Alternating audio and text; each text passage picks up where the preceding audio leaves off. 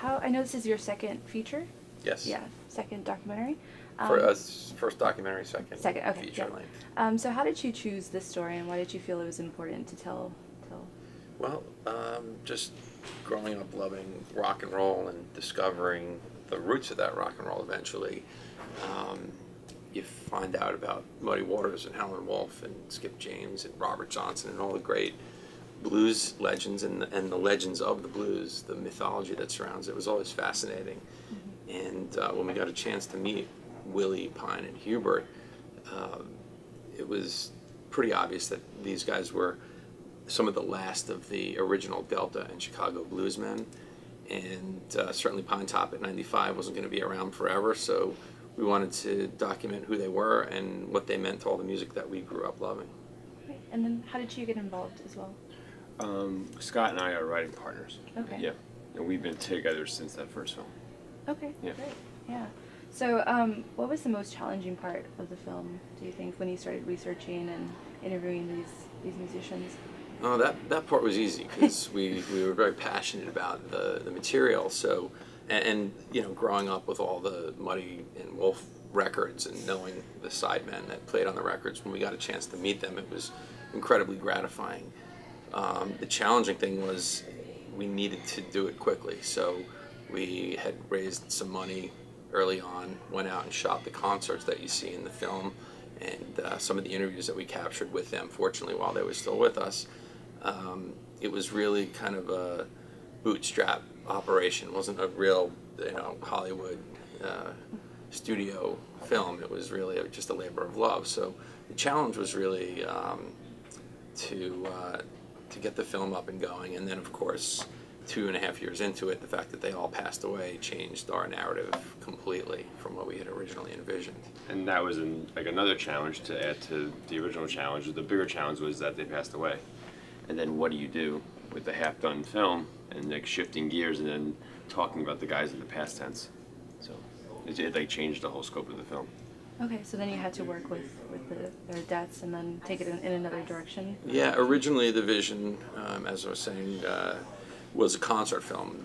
I had discovered the blues through Martin Scorsese's film about the band, The Last Waltz, and seeing Muddy Waters come out and play Manish Boy with the band was the first awareness I had of the fact that the song Manish Boy that I thought was a Rolling Stones song was actually the blues. So it was about 10 years old. And we wanted to do a tribute film much the way the Last Waltz was a tribute to the band's finale. We wanted to do a film like that where all the rock stars would come out and celebrate Hubert, Pinetop, Willie, and their legacies by performing all these songs that The Who covered, or The Doors, or Led Zeppelin. And we got part of the way there. We got, for instance, Robbie Krieger coming out playing Little Red Rooster and Backdoor Man with Hubert was just a thrill as a fan to watch, let alone the fact that we were filming this. That narrative obviously got turned on its head when they passed away. We got some of the performances, but nowhere near what we had envisioned. And from that point, it was just about going out and getting the interviews of all these musicians that they had inspired and influenced to talk about them. Mm-hmm. And how did they feel about the film that you were doing? Were they really into sharing their story? Sure. It was. It made their passing that much more difficult. Of course, losing them, and they became friends. But they said throughout the time we spent with them that all they wanted was the music to transcend their lives, and that the music that they were a part of would live on and be passed down. So we knew that making this film, even before they passed, was a big part of passing down their legacy. But once they passed away, it became a greater mission for us to finish the film and share with the world who these great men were and the music that they were a part of making. And also I feel that the people that we interviewed, they wanted to make sure that they got their just and their due, and they were fans of them, and they wanted to make sure that the world knew what they had done, and so. Now, why do you think their stories weren't told before? They were told in part. Hubert had a documentary, Pinetop had a documentary made about him, but what we wanted to do and what they wanted was for this story to be told on a much broader scale. and it was a very conscious choice on our part to try to make a very entertaining film that not only appealed to the hardcore blues fan, but would also transcend the blues and even music audience, and hopefully reach people who might not otherwise know who these men are and might not otherwise have experienced the blues. And it's just such a great form of music that I love so much, that Jason loves, and it's been great to see non-blues fans watch the film and come out and say, oh, you know, I really should check that stuff out. It sounds great, and it is. It's so amazing, the music.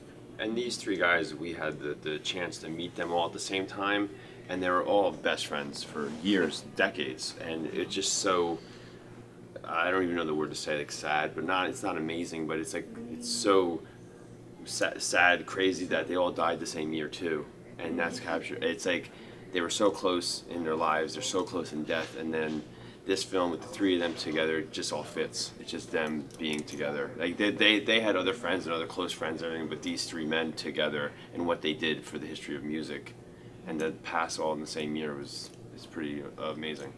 So. Were there any interesting, crazy stories from them that didn't make the film? Yeah. Hundreds. That was, we were talking about that earlier, the challenge of editing. It took us a little over a year to edit this, and in large part it was because there was so much to choose from, not only the 6+ years of footage that we shot, but just the stories, like you say. I mean, one favorite of ours that's well known among Pine Top fans, he was such a McDonald's freak that at age 90 he was still driving and was on his way to get his double meat cheeseburger, apple pie, and Sprite, and thought he could beat a train across a track on his way to McDonald's, and didn't quite make it. The train hit him, dragged the car. He survived, but I think it shows his commitment to McDonald's. Yeah, there was no way to get that one in the film, but there's so many like that. It's just incredible. There's a crazy Alice Cooper story. The one time Wolf and Hubert got on a plane, and Alice Cooper was in the early 70s, was knitting. He used to knit, like Alice Cooper would knit on the plane. And he has his hood on, he's knitting, and Wolf sits down, and the word gets through the plane that Alice Cooper's on the plane too. And then Wolf turns to Hubert and goes, "Is that the guy who plays with the snakes?" And then Wolf was starting to freak out, and he wouldn't get off the plane until Alice Cooper was gone, like off the plane and gone. And he was like having a panic attack because of the snakes. And they pull up to the venue. I forget what the one it was, but they pull up to the venue, and the marquee is Alice Cooper and Howlin' Wolf. And Wolf refused to go inside. Really? He didn't play? He played, but they had to make sure that he didn't see Alice Cooper and stuff. Would he take snakes with him, or was it just a... Well, Alice Cooper would like do a giant okay, snake on stage or something at that time. Yeah, all that shock rock stuff he was doing. That's so And funny. Wolf knew about that story, but he hates snakes. And then he was saying how he wouldn't go in the venue. Did they meet, obviously? No. No? He didn't want anything to do with him. Oh my god. How did their families feel about the documentary and what you guys were trying to do? We had, as you saw, if you saw the film, you saw Willie's son and his wife in the film, and we're very grateful to them for participating. Willie's wife, Lou, was concerned about how they would be portrayed, as you can rightfully understand, but his son, Jovic, who appears in the film, was at the screening Friday night and just loved it, and called Lou after the screening and told her back in Chicago how great the film was, and that was a huge relief for us, because if anybody really needs to appreciate the film, it's people that were close to them, like obviously their family, their managers who were there also on Friday night. And that was really one big family. All their management, all their families, they all were together for so many years, and they all were so close. Like the unit was so strong. So, yeah. And they all loved it. So for us, our job is done. I mean, obviously we want the rest of the world to see the film, but the fact that those people approved is tremendously gratifying. Yeah. And what would you want to tell audiences? What do you hope they take away from this, and why should they go see the film? I know you've touched on it a bit, but just want to add anything? There were three great characters, three great men who lived extraordinary lives, coming from the places that they came from in their youth, being born into essentially the plantation lifestyle, which in many ways to folks today seems like a million years ago, but was really not that long ago. And to rise out of such difficult circumstances and hit the heights they hit, but also still maintain this tremendous grace and style and pride. When we met them late in their lives was amazing to see. They were just so incredible to be around, and feel so fortunate to have met them when we did. I like what I take out of it as like an artist is perseverance and sticking to what you love and doing it no matter what. And these guys could have stopped at any point in their careers or in their lives, and they played to the very end. They played until they couldn't. I mean, we say it in the film. It's like all three men played pretty much close to their death. I mean, if not that week or that month, they were playing. And I don't know if you know or we know or anybody that would do anything, be it their job or even with their passion or their love or their art, that long. I mean, people can't wait to retire, or they can't wait till the end of the day, or they can't wait to quit, or something bad happens to you in life and you're like, fuck it, I'm not doing it. Sorry. And then you like, you walk away, and people throw their hands up and walk away. These guys didn't walk away from anything. From day one to the end, they just did what they did, I think that's, the passion for the music was so strong. I mean, I was talking to Hubert's manager before he came down, and he was in the hospital for the last month or two of his life, and the night he passed, he just asked for his guitar, and that's really all they cared about. And that's a hard thing, I think, for people today to reckon with, is that it's about the passion, the art that comes first, where so many people today are more concerned with YouTube likes or Instagram followers. It's certainly part of the modern world, but the root of it is the art, the skill, it doesn't have to be guitar or drums or harp, or it doesn't have to be piano. It could be anything that you love, but you owe it to yourself to do it how they did it.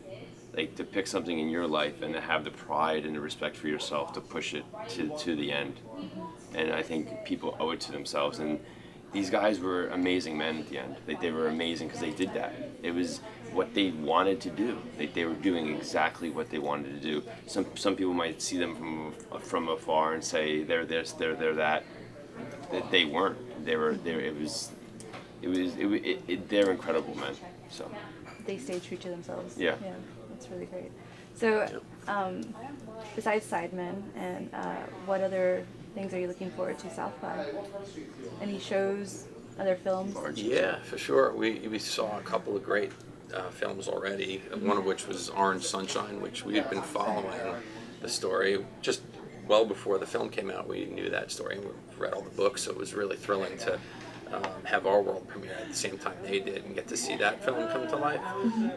Just to meet other filmmakers and of course see their work, but just talk shop and trade ideas. It's an incredible setting, and grateful to be here. There's a film called I Am the Blues, featuring Bobby Rush. We're huge Bobby fans. He's a great guy. He's in our film too. He was very, very close with Pine. I mean, Pine here in Austin, the last night of Pine's life was spent with Bobby. They had a conversation at South by. He went home and he died. He hung out with Bobby the last night, talking shop and trying to find a piano. They were walking through town trying to find a piano because Pine wanted to play. They talked till 3 a.m. He went home and he passed away. And that film is we're supposed to be seeing that film now, but we're doing this, and the next screening for that is on Friday. We can't wait. So yeah, might have to check that out too. Yeah. The filmmakers, they followed Bobby around the South and going to meet the other blues players and talking and doing the same thing. So what other projects do you guys have coming up? We have about 4 other doc ideas that we'd like to pursue, and we've also written several narrative feature films. We've put so much energy into this film, certainly in the last year and a half, that it'll be nice when this takes on a life of its own and we can get back to the other ideas that we've been passionate about, but just really not had the bandwidth to focus on. So. Can you tell us any of those ideas? Not yet. Not yet. Will it be in music or some more. Some music, yeah. Some not so much music. Yeah. Are you guys gonna take a break after this? No. No? Just keep going. I hope not. I hope there's no break. Try to live the life Pie and Willie and Hubert had shown us the way. So If you do what you love, it's not work. So. Great. On that note.